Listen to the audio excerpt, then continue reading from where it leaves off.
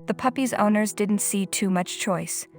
The pup's health problems would make it unlikely that he was going to survive for more than a couple of weeks, so euthanasia seemed like the most compassionate choice. This cute little pup was about to be put to sleep, but one of the vets felt bad for him and didn't want this furry little guy to die. This heartwarming story became known to the world on July 21, 2016, when veterinary technician at Cafecal uploaded these pictures to eMystery. Cafecal, also known as Chelsea Whitney, wrote a story about how she had received a birthday surprise at her clinic. You see, Whitney works at the VCA Veterinary Care Animal Hospital and Referral Center in Albuquerque, New Mexico. On my 30th birthday, a chocolate lab had a C-section at my veterinary clinic and had 9 puppies, Whitney wrote.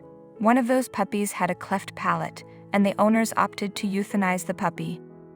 A cleft palate is a congenital condition that's not surprising to encounter in purebreds like Labradors, as it has an occurrence rate of approximately 25%.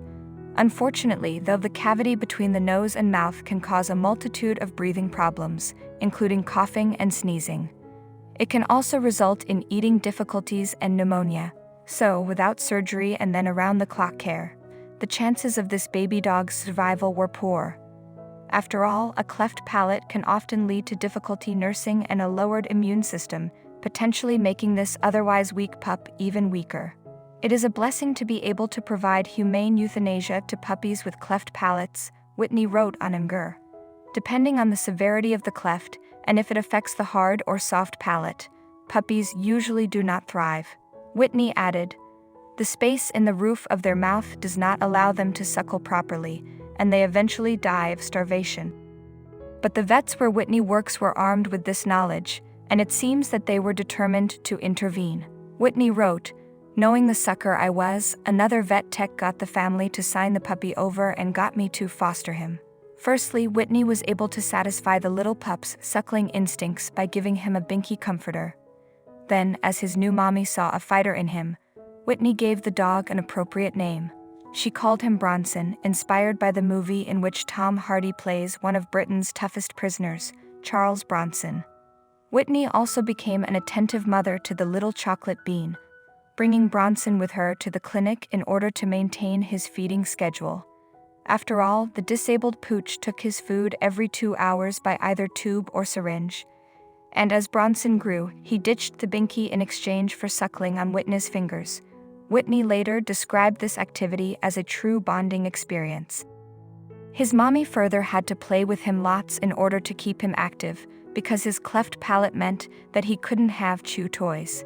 But what did Whitney's colleagues think? Bronson's cleft palate was a particularly bad one. It extended from his hard all the way to his soft palate, Whitney wrote. The surgeon I worked with was a little skeptical about my taking this type of genetic defect on, but also wanted to see how Bronson would do. The surgeon also kept tabs on Bronson's cleft palate to decide when was the best time for surgery. Still, the little Labrador got up to all kinds of mischief. In fact, Whitney was no match for the quick puppy, as he loved to put whatever he could in his mouth. Mind you, this obsession might have had something to do with him moving from his milk feeds to blended food. As he grew, it became a trial and error session of coming up with the perfect concoction of canned food that would go through the red tube easily, Whitney wrote. What's more, as Bronson's cleft palate became larger with age, it became more of a problem keeping things out of the inquisitive dog's mouth. I always had my hands in his mouth pulling everything out.